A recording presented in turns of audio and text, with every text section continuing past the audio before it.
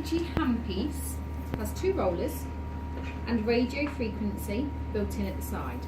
So we also use our radio frequency foot pedal. Okay. We then have the vacuum that comes from this middle part here that gives us that vacuum suck. For the maintenance of this handpiece, we need to clean it properly. We need to make clean before you start, show them the machine. Oh yeah.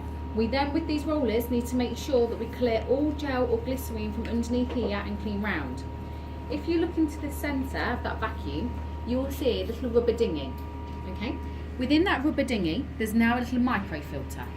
Okay. This microfilter collects all the dirt and debris off that client, and if they have any moisturiser on their skin, or in Stephanie's case, we'll probably see it go like a brownie colour from like fake tan or something like that. So, with your Dermology head, after every single client use, we need to change the filter. So you get sent one of these in your pack, with then your filters. So these are your starter, and you get a spare little dinghy in there. Okay. So after every use, Sorry, I used to work burlesque, excuse me. After every use, we're going to go in with our probe. Okay. We're going to flick under our rubber dinghy to flick up, to then pop our filter out. Okay. Pop that in the bin, clean round, Change new filter in, slide your filter back in, pop your dinghy back over the top, and pop it into place. Okay? So it's a new fresh one for every new client. So in terms of cleaning, the LipoMed yesterday was in use. So yesterday a few of you used the machine. With the cleaning aspect to these implements, they need to be cleaned after every single use. Otherwise you're going to get wear and tear on your handpiece and it's not going to last as long. So yesterday, it's been left like this. Whoever used this last, never cleaned it, the gel is now dried on the area. So what's going to happen, the gel's going to sit underneath here. We all know that this has got that spring action. So it's going to get jammed, it's going to get stuck, then it's going to corrode. Okay? Also, the cavitation head. We spoke earlier and said this is 100 hours. It won't do up to 100 hours if it's left like this. And you can see the gel underneath those transducers is now drying. Yes. Okay? And it's drying all the way around. If this is left again, it's just going to sit in, corrode, then you're not going to get good delivery because it won't output. Okay, so it's most important these get cleaned after every single use. Okay? When you finish, swap the cyclone onto the alternate, So, Dermology. Am I back down? Yeah, face. You just, thank you. Good night, my limitations. Our Dermology settings. As soon as we go into our Dermology, we will then have our screens. So your screen is quite similar to your cryo screen. Within Dermology, we have 3 movements. Okay. Our vacuum power at the top. This is the consistency of the depth of vacuum to be able to pull up into the skin. We can start at 10%, see how the client is, move them to 20, move them to 30, move them to 40. See how they are on every sweep.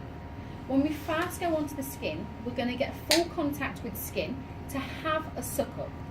Once we have that suck, we then push and glide with it.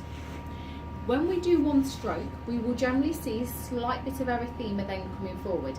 This is the response we need.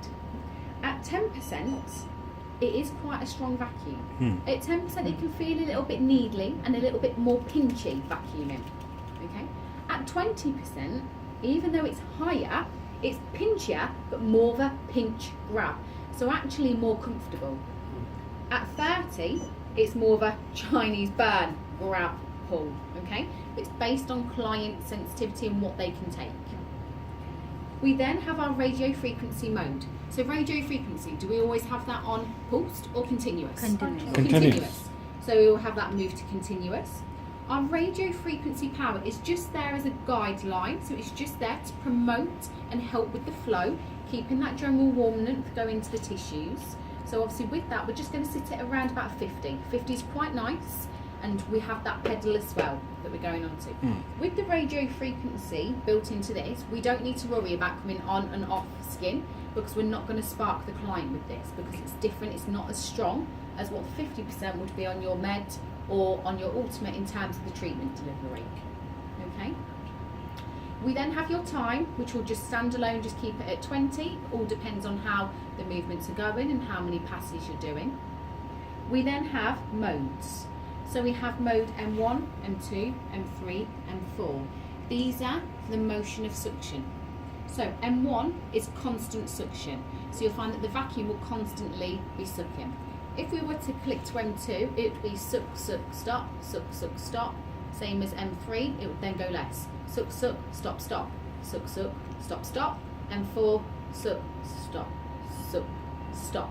But your machine will always just go straight into M1. Stand alone, it will just always have that permanently set. We then have our actions down here at the bottom and our movement delivery. Okay. So, first movement, we have robo up 50-50. So robo up 50-50 is both of these rollers on this handpiece are both going at 50% speed, both going at the same rate. So this is with movement 1. Movement 1 is an effleuraging movement. We connect to the area, glide up, roll, lift off. Connect to area, roll up, glide, lift off.